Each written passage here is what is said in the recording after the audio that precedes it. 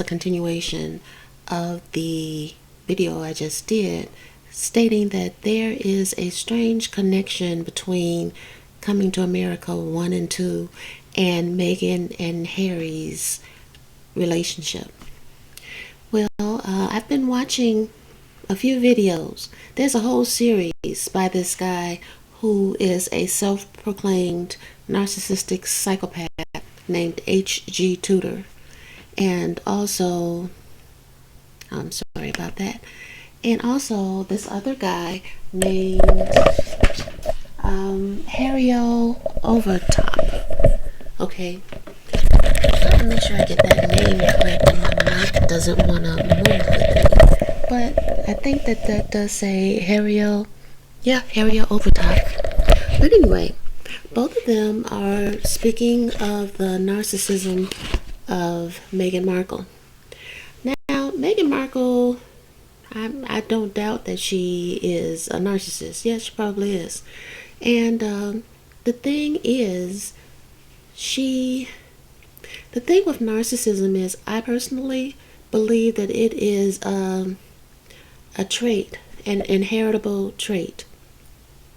And I base that on the scriptures where the Most High is talking to Cain, and he's saying that sin is waiting at the door for you.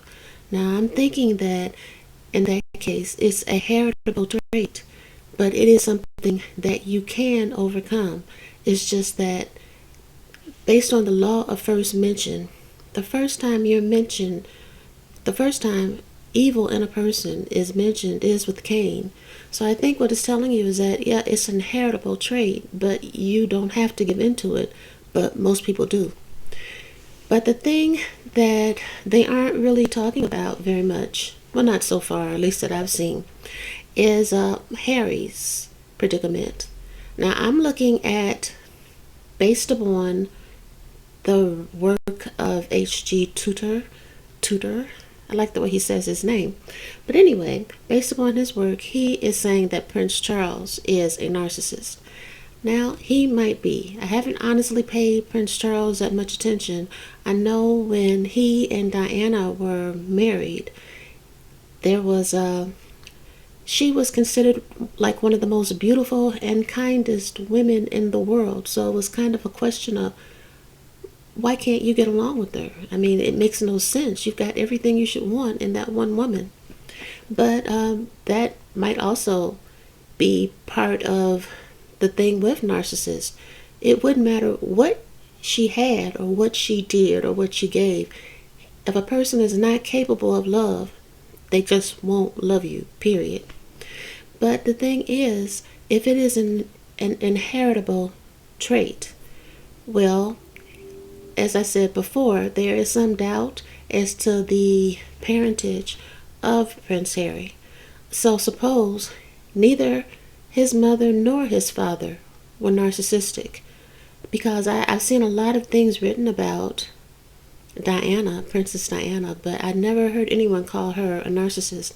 If anything, she was considered to be extremely giving and kind. And that if and when she did stray, it was probably as a result of being isolated. I remember seeing a lot of pictures of her, and someone was pointing out, do you notice how, even though she is one of the most popular, if not the most famous woman in the world, you often see her alone. Okay, and that is also the sign of someone who is married to a narcissist. One of the first things a narcissist does is isolate you, which is why, one of the reasons why, there are people looking at Meghan Markle and saying, okay, there goes a prime example of a narcissist. But when a narcissist marries a non-narcissist, the child who is non-narcissist, who grows non-narcissistic, who grows up in that household, will have certain particular disadvantages or characteristics or behavior patterns. And it also doesn't help that, as I said in the other video, I do remember when he was born that they said, now Diana has done her job. She has produced an heir and a spare. Now imagine you're going through life And you're being basically, it's been advertised that your only use is to take someone's place if something happens to him. He's the important one. You are secondary. Okay, you've already got the public speculating or looking at you in that manner. You also have, if you have a narcissistic parent, you have someone who has many ways of making you feel unimportant and is also setting you up for the narcissist you will marry in the future. It is kind of like a pyramid game where they give you the information on what to look for.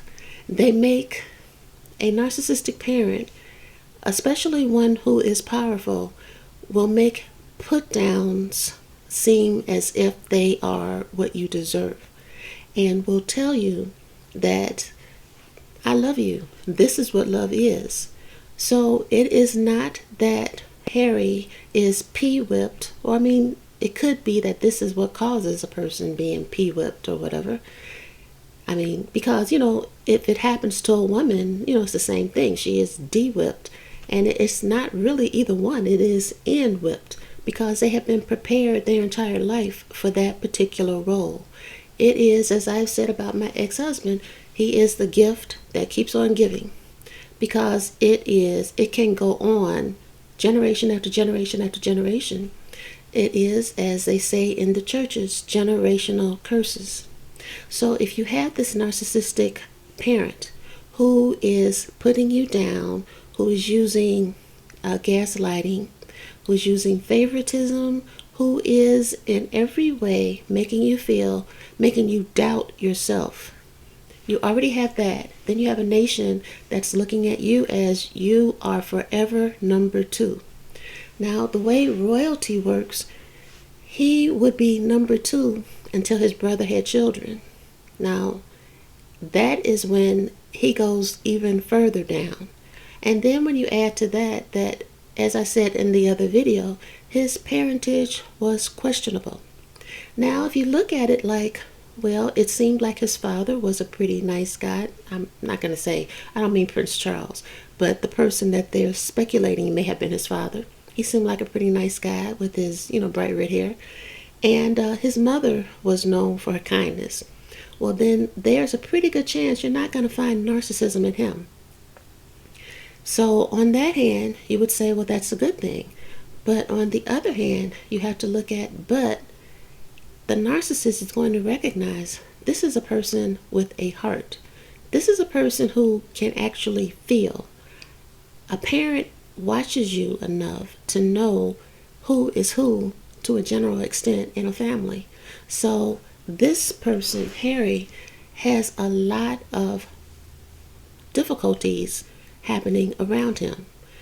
But a person who is raised with a narcissistic person, or even a narcissistic entire family, if they have one person that they can reach out to who is non-narcissistic, who is loving and kind to them, can make all the difference. And my guess is he did have that in his mother. So his mother's death would have been more devastating for him than probably you could possibly know, unless you have been in a similar situation. And it would also make him vulnerable for anybody who came along and mirrored him. And that is what narcissists do. They make you fall in love with yourself. You just don't know it. You have been undervalued. Let's say you have been undervalued for your kindness, for your empathy, for your philanthropy, for your charitable works. You meet somebody who says, oh man, I am exactly the same way. And all of your good traits, they mirror. So that you think, I love this person. And what's more, they love me. But it's an act. Because this person sees you. They see you in a way that you do not at all see them, because you're genuine, you're open, you are hoping to find somebody who understands, somebody who supports you, somebody who looks at you as special. Because even though he is royalty or was royalty, as I said, he was the spare. He had almost no chance unless something happened to a brother that he loved, which of course, no, you wouldn't want that. But he had no chance of becoming king unless something happened to him. So then when his brother married and began having children, that put him even further behind. So what happens then? He meets somebody who mirrors him. All of his good traits, she is showing she has the same thing. And what's more, where he might be a little bit, shy or unsure, she's not. She's a Leo. She is not shy or unsure. And a Leo is an outgoing, well, beyond outgoing, a Leo is a proud, independent person who already sees themselves as royalty, whereas he is a Virgo. Virgos may be critical, though actually I've never met one who I thought was particularly critical. Actually, he's born the same day as my father, but I always saw them as reserved and intelligent, and kind of willing to take a back seat. So there were a lot of things that would cause him to be very attracted to her. And, there are many millions of reasons why she would be attracted to him. So these are just things to consider. Like I said, I can truly understand why he would be so totally smitten with Miss Markle if she was a narcissist. And as I've said in other videos, in at least one other video, narcissists are extremely easy to love, at least in the beginning, before they begin to devalue you, tear you down, tell you you suck, you're not this, you're not that, or whatever. But until that point, every good thing about you, you're going to see in them. And if you are a little bit on the shy side, you're going to see every good thing about you in them, plus boldness. The boldness that you don't have because you have been raised by a narcissist who has caused you to second guess every move you make, every decision. And as I pointed out before, he is making the hidden hand sign up under his jacket. Now, I remember this from when he first introduced her. And even look at the black and white that she is wearing. So these are people who might be into, some people would say are definitely into, I think they say his grandmother is queen of Freemasonry. And that being the case, he already has some ideals. And to carry on from the video I just made, I think that this is kind of a trick being played on everyone. I don't think it's any accident that these movies came out at the same time. And it seems to be some way that they want to get the attention of African Americans, who generally never paid royalty much attention until this person who basically never said she was black came up and married into the royal family. So there are so many mind games going on, so many ways that we are being manipulated because this whole society is narcissistic. And it makes excuses for narcissists. It normalizes narcissism. It tells you to go out there and take. And if someone gets taken from, they were weak, they deserved it. No society can last very long once it gets that far gone. But, this will be something interesting to watch. And, the videos I've seen are all rather sympathetic to Harry.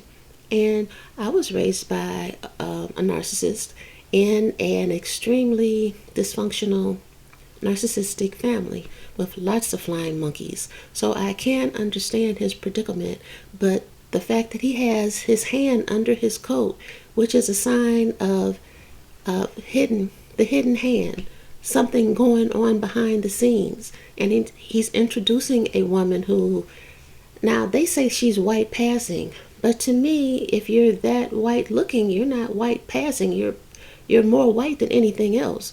But you have this mixed woman wearing black and white. So a lot of and then, Eddie Murphy comes out of the blue 33 years after the first movie and makes the second one. No, These are too many